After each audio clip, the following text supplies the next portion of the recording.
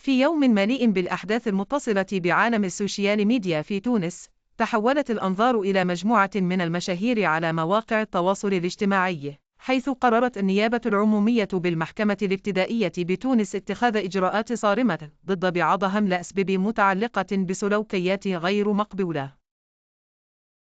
من بين هؤلاء المشاهير كان عزيزوس، أحد مشاهير تيك توك المعروف بسلوكه المثير للجدل. اتهمته النيابة بالتجاهر بما ينافي الحياء ومضايقة الغير بالفحش، وتم إيداعه السجن ليكون عبرة لمن يهمه الأمر.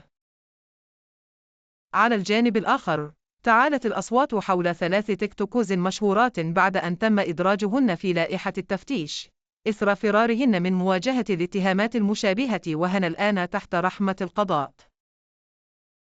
في خضم ذلك، شهدت مدينة المنستير حادثة مؤلمة لسقوط طالبة من سطح عمارة، وهي خريجة طب أسنان تعرضت لضغوطات نفسية بسبب تعثرها في مشروع تخرجها.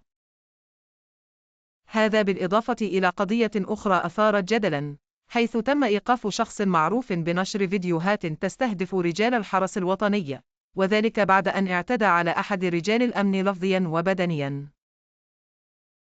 في ظل هذه الأحداث، امتدت التحقيقات إلى عوالم الإنستغرام وصانعات المحتوى، حيث صدرت قرارات مختلفة تتعلق بإطلاق سراح 2 من صانعات المحتوى بشرط عرضهن على المجلس الجناحي لمواجهة اتهامات تتعلق بالتجاهر ومضيق الغير. الأحداث الأخيرة تعكس حجم التحديات التي يواجهها المجتمع في ظل انتشار مواقع التواصل الاجتماعي وتأثيرها المتزايد على الحياة اليومية والقانونية للأفراد، حيث أن هذه القرارات والإجراءات القانونية تشكل سابقة في كيفية تعمل للنظام القضائي مع الجرائم الإلكترونية والمحتوى غير اللائق على آلئنا.